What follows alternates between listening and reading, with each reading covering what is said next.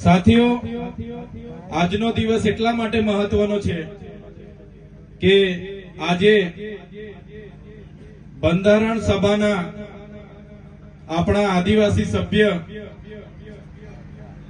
જેમને ક્રાંતિકારી જયપાલસિંહ મુંડા કહેવામાં આવે છે, જયપાલસિંહ મુંડાનો 123મી જન્મ જયંતિ છે। સાથે સાથે સાવિત્રીબાઈ ફૂલે જેમણે સમાજ સુધારક તરીકે મહિલા અધિકારોની વાત કરી, મહિલાઓની શિક્ષણની વાત કરી, એમની પણ આજે જન્મ જયંતિ છે। ત્યારે મંચસ્થ ઉપસ્થિત અહીંયા તમામ આગેવાનો વતી આ એમની જયંતિને લાખ લાખ આપણે જોહાર વંદન કરીએ છીએ।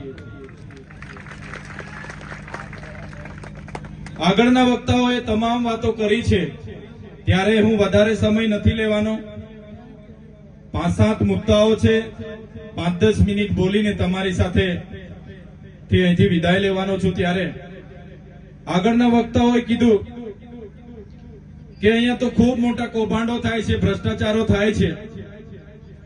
ત્યારે સાથીઓ, 30 વર્ષ સુધી આ ભારતીય જનતા પાર્ટીને લાવવાવાળા કોણ? લાવવાવાળા કોણ? ભાજપને અત્યાર સુધી મત આપવાવાળા કોણ? આપણે 5 વર્ષ સુધી પીવાના પાણીની રજૂઆતો કરવા જઈએ છીએ, રસ્તા નથી સારા એની રજૂઆતો કરવા જઈએ છીએ, આંગણવાડી નથી એની રજૂઆતો કરવા જઈએ, શિક્ષક મૂકી આપો એની આંદોલન કરવા જઈએ, યુવાનોને રોજગારી મળે એના આંદોલન કરવા જઈએ, અને જ્યારે ચૂંટણી આવે અહીંયા આપણા વિસ્તારમાં એક જમણવાર રાખી દે, દાળ ભાત શાક ને પૂરી ખવડાવી દે, એટલે આપણા લોકો જઈને કમળનું બટન દબાવી આવે, બધી તકલીફો ભૂલી જાય, બધી સમસ્યાઓ ભૂલી જાય, બસ એક દિવસ જમણવારમાં જઈને જમી લેવાનું। કોઈ હારા નેતા આવે ને હારું ભાષણ કરી દે, વાયદા કરી દે, એટલે આપણા જ લોકો જઈને બટનો દબાવી આવે। સાચી વાત છે કે ખોટી વાત છે? બધાએ કર્યું છે ને આવું? હવે ખબર પડી ને શું થાય તે? પડી ને ખબર શું થાય તે? પડી ગઈ ને? હવે દબાવશો? પાછળ વાળા બોલતા નથી ભાઈ, દબાવવાના તો હા કહી દો। હજુ લાવવાના? તમે જોઈ લો, નર્મદા પરિયોજનાની ડેમ બન્યો, આપણા લોકોને ત્યાંથી વિસ્થાપિત કરવામાં આવ્યા।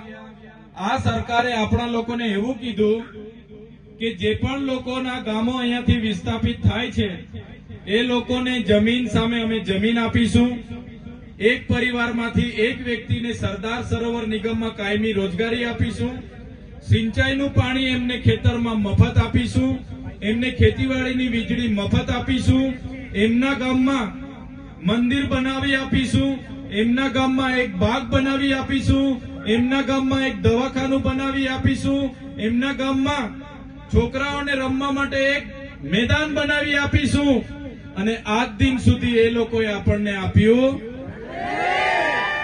આજે આપણા કોઈ વ્યક્તિ ગામમાં મરણ પામે છે, એ વ્યક્તિને અગ્નિ સંસ્કાર કરવા માટે પણ સ્મશાન સુદ્ધા લોકોએ આપણને આપ્યા નથી। સાચી વાત છે કે ખોટી વાત છે? સ્મશાન માટે આજે ઝઘડા થાય છે, એમને દફન વિધિ કરવા માટે જગ્યા માટે ઝઘડા થાય છે, તો હજુ ભાજપને લાવવા માંગો છો? હજુ ભાજપને લાવવા માંગો છો? એટલે જ અમે તમારી વચ્ચે આવ્યા છે। આમ આદમી પાર્ટીના સ્ટેજ પર બેઠેલા નેતાઓ તમે જોઈ લો,